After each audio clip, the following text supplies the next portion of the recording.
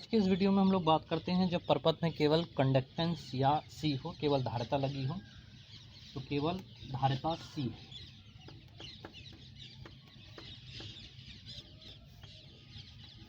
तो इसका सबसे पहले सर्किट डायग्राम उसी तरीके से आप बनाएंगे एक सी कैपेसिटेंस, कैपेसिटर की धारिता और इसके साथ में एक एसी सोर्स जो ये प्रदर्शित कर रहा है कि इसमें हमने एसी धारा प्रवाहित की है।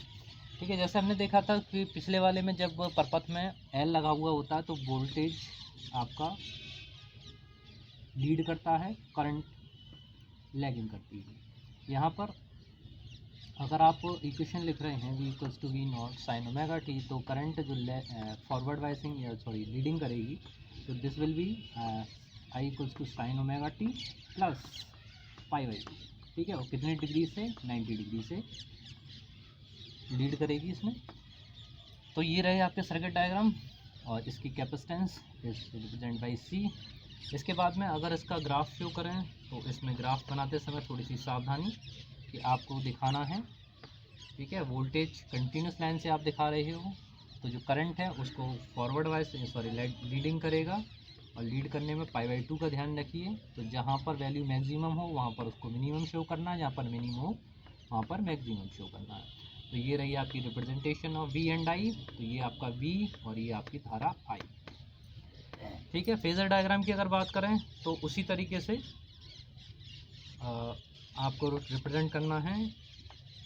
ये हुआ आपका वोल्टेज के लिए ये इक्वेशन दिट इज़ V0। इसको थोड़ा सा और ऊपर बना लीजिए जिससे कि इसको इंडिकेशन करने में थोड़ा आसानी रहे।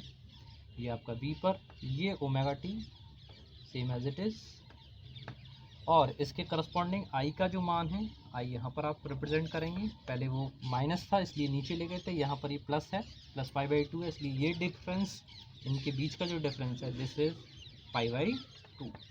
90 डिग्री काफ़ी सही है, आप सभी को समझ में आ रहा होगा ध्यान से, जहाँ तक मैं सोच रहा हूँ। ये आपका V रहा और ये इसका I। ठीक है, इसी तरह से इसमें अगर बात की जाए तो यहाँ पर आप रिप्रेजेंट कर सकते हो π/2 से, यहाँ पर आप रिप्रेजेंट कर सकते हैं पाई से।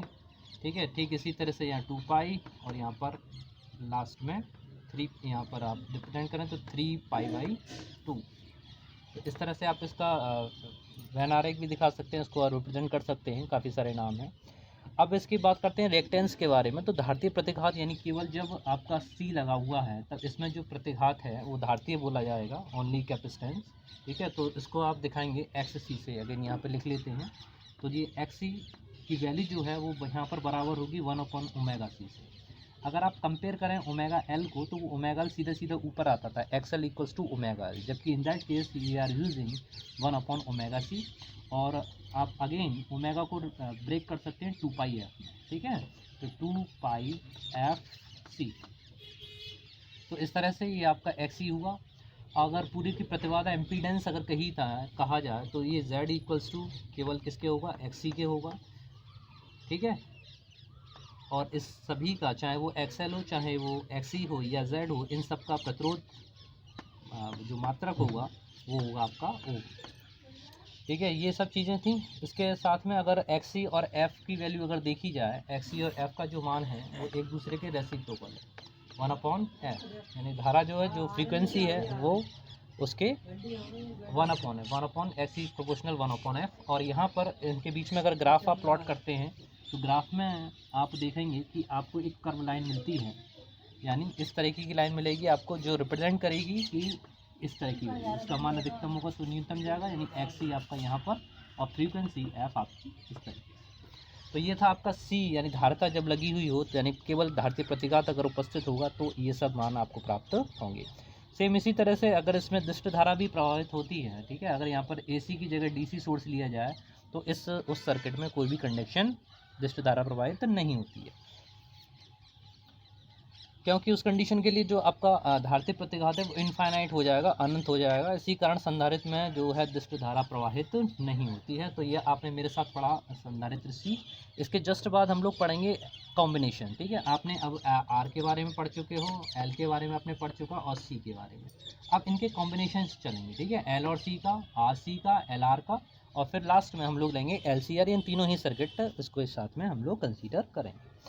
ठीक है, तो बने रहिए इसी तरह से मेरे साथ में, मिलते हैं अगले वाले वीडियो में। तब तक के लिए जय हिंद, जय भारत।